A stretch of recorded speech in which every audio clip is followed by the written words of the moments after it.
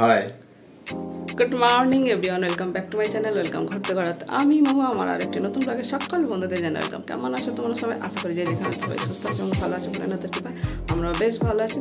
তো চলো আজকে ব্লগ আসতে কিন্তু ব্লগটা খুব ইন্টারেস্টিং হতে চলেছে।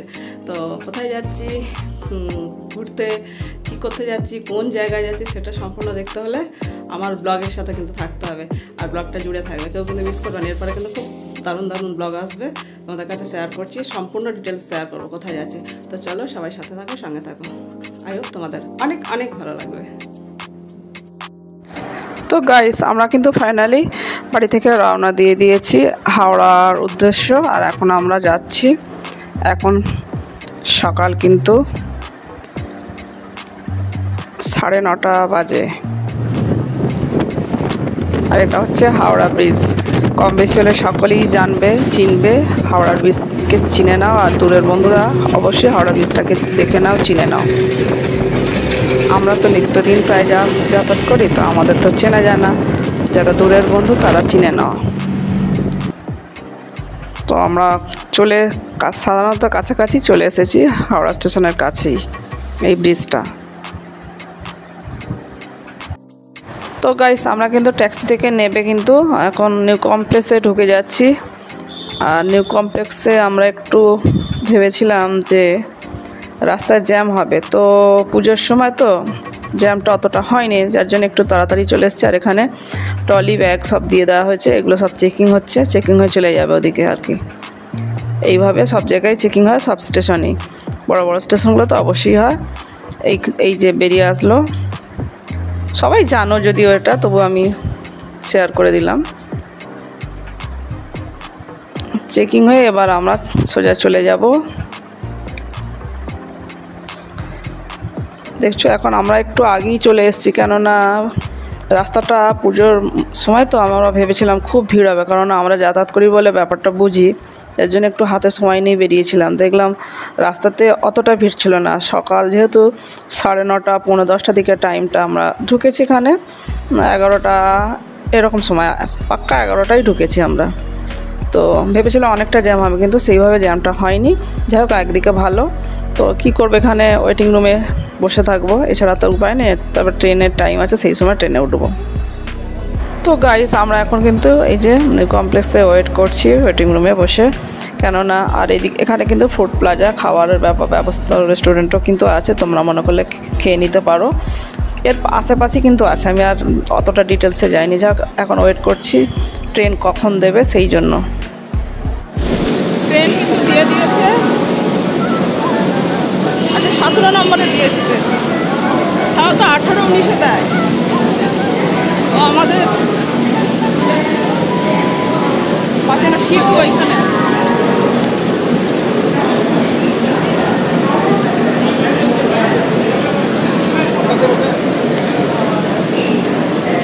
এই যে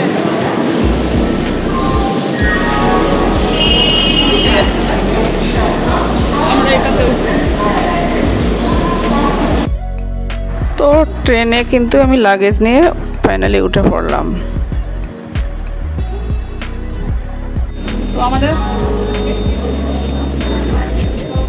এসি প্রচণ্ড চাপ আছে। সিট নাম্বার কত? আচ্ছা, তো আমাদের সিট নাম্বার আমরা পেয়ে গেছি। চলে এবার বসে যাই, আর ঠান্ডা ঠান্ডা খুলে খুলে যাই, কেননা কষ্ট হচ্ছে গরম হচ্ছে। ব্যাগগুলো করে রাখো, ট্রলিটা খাবারটা ফাইনালি কিন্তু ট্রেন ছেড়ে দিয়েছে। আর আমাদের গন্তব্য হচ্ছে, এটা অ্যাকচুয়ালি হাওড়া রাঁচি এক্সপ্রেস। তো আমরা যাচ্ছি আজকে কোথায় সেটা জানতে হলে আমাদের ব্লগের সাথে থাকতে হবে। আর কি বলো তো গাইস, এটা হবে কিন্তু আমাদের ট্রাভেল ব্লগ আসবে এরপর থেকে, আমাদের কাছে সেটা শেয়ার করে দিলাম। আর আমার কত কিলোমিটার? 300। তো গাইস, আমাদের জার্নি করতে হবে 307 কিলোমিটার। হচ্ছে রাইট টাইম, অ্যাকচুয়ালি টাইমটা দুপুর 12:50 ছাড়ার টাইম, কিন্তু রাইট টাইমে ছাড়েনি, 55 ছেড়েছে। 12:55 টাইমটা হচ্ছে দুপুর 12টা, 5 মিনিট লেট ছিল। যাক, সেটা নিয়ে কোনো ব্যাপার না, এরকম হয়েই থাকে। তো দেখো আমরা ছেড়ে দিয়েছি,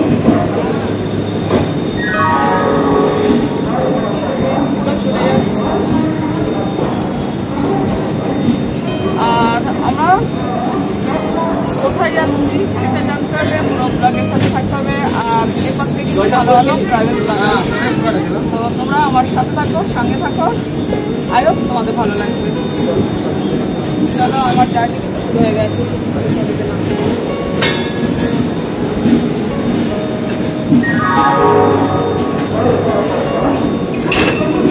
হাওড়া ছেড়ে যাচ্ছি, কিন্তু সাউথ ইস্টার্ন রেলওয়ে, আর এটা আমাদের ট্রেনটা দিয়েছিল 17 নম্বর, অ্যাকচুয়ালি 18-19 দেয়, আজকে 17 নম্বর দিয়েছে। এর আগে পুরুলিয়া বন্ধুমার গেছি, যাচ্ছি পুরুলিয়া, সেটা তোমাদের কাছে শেয়ার করে দিলাম। পুরুলিয়ার কার বাড়ি যাচ্ছি সেটা তোমাদের 7 দিন পরে আসবে। ওবার পুরুলিয়া গেছে, আবার যাচ্ছি। আর অনেক কিছু কিন্তু পুরুলিয়া অ্যাকচুয়ালি আমার ঘোরা, পুরুলিয়া তো ঘুরবই, প্লাস আরও অনেক জায়গা প্ল্যানিং আছে, যার জন্য বলছি তোমরা সাথে থাকো। তো গাইস দেখো, এই সাউথ ইস্টার্ন রেলওয়েটা কিন্তু ট্রেন লাইনগুলো দেখো বিশাল এরিয়া নিয়ে কিন্তু। আর ওইদিকে কিন্তু একটা ট্রেন যাচ্ছে, এটা লোকাল ট্রেন হবে হয়তো, মনে হচ্ছে। যাই হোক, আমরা কিন্তু হাওড়া ছেড়ে অনেকটা দূরে চলে এসেছি, প্রায় টিকিয়াপাড়ার মুখে ঢুকবো এরকমই একটা সময়। তো প্রচুর রোদ্দুর, যার জন্য না ট্রেনের লাইনগুলো কীরকম সাদা সাদা লাগছে, বুঝতে পেরেছো তো। তো যাই হোক, এইভাবে তোমাদের কাছে ভিডিও শেয়ার করতে থাকবো, আর তোমরা কিন্তু ভিডিওটি কন্টিনিউ করো, তাহলে সব কিছু জানতে পারবে এবং বুঝতে পারবে। তো গাইস, এটা কিন্তু ট্রেনটা ভুবনেশ্বর হাওড়া, তো এটা কিন্তু হাওড়ায় ঢুকছে ট্রেনটা। আর আমরা কিন্তু হাওড়া থেকে যাচ্ছি রাঁচি এক্সপ্রেস হয়ে রাঁচির দিকে। তো তোমাদের কাছে এরকম ছোট্ট করে সব ক্লিপ কিন্তু একটু একটু করে শেয়ার করব, তোমরা ভিডিও জুড়ে থাকবে, স্কিপ করবে না কেউ। তো তোমাদের কাছে একটু টয়লেটটা শেয়ার করে দিচ্ছি। ওই যে একটা পটি আছে, লুকিং গ্লাস আছে, বেসিন আছে, তবে নিট অ্যান্ড ক্লিন, পরিষ্কার, মোটামুটির মধ্যে পরিষ্কার, এটুকু বলতে পারি। তো গাইস, ট্রেন তো অনেক আগে ছেড়ে দিয়েছে, তারপরে কিন্তু আমরা কেক খেয়ে নিয়েছিলাম, আর সকালে হালকা লাইট টিফিন খেয়েছিলাম, সেইভাবে না অতটা। তো চা খেয়ে নিলাম, আগে কেক খেয়েছিলাম, তারপরে একটু ভাঁড়ের চা ট্রেনে উঠেছিল, খেয়ে নিলাম। এই যে আমাদের দুপুরবেলা আমরা খাবারটা বানাতে পারিনি, কিনে নিয়েছিলাম, লুচি আর মিষ্টিটা আমার ব্যাগে আছে, পরে খাবো, এখন একসাথে মিষ্টিটা খাবো না। এই দুপুরের লাঞ্চটা সারি, আর টুকটাকি খাবার তো ব্যাগে আছে খাবার। কী বলো তো, সকালে নিয়েছি যেহেতু এটা এসি চেয়ারকার এসি, যার জন্য খাবারটা ভালো আছে। আর আমরা এখন 2টো বাজে, যদি না খেয়ে নিই খারাপ হয়ে যাবে, তার জন্য আমরা কিন্তু খাওয়া দাওয়াটা সেরে নিই। চলো খাও।